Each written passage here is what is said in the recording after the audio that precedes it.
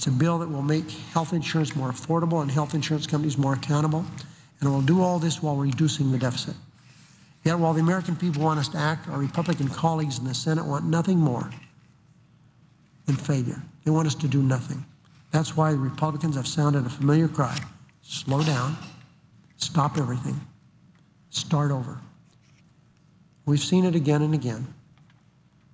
They like to pretend America's health care crisis isn't a problem, that it can have some little minor tweaks here and there and everything will be fine.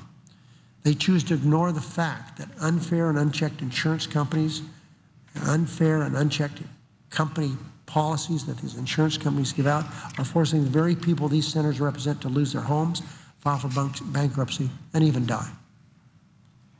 It amazes me that the Republican leader rejects the suggestion that what we're doing is truly historic. In fact, day before yesterday, he said it's an act of total arrogance. That's a direct quote. I'm confident, Madam President, that history, ironically enough, will prove the Republican leader wrong. This is indeed historic, as I started my conversation with you today. And I'm not afraid to say it is.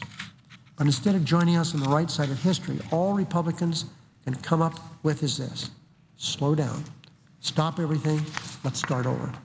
If you think you've heard these same excuses before, you're right. When this country belatedly recognized the wrongs of slavery, there were those who dug in their heels and said, slow down, it's too early, let's wait. Things aren't bad enough. When women spoke up for the right to speak up, they wanted to vote. Some insisted they simply slow down. There'll be a better day to do that. Today isn't quite right. When this body was on the verge of guaranteeing equal civil rights to everyone, regardless of the color of their skin, some senators resorted to the same filibuster threats that we hear today. And more recently, when Chairman Chris Dodd of Connecticut, one of the people who will go down in history as a chief champion of the bill before us today, said that Americans should be able to start and take care of their families without fear of losing their jobs, he heard the same old excuses.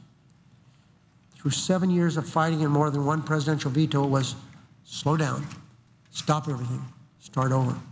History is repeating itself before our eyes. There are now those who don't think it's the right time to reform health care. If not now, when, Madam President?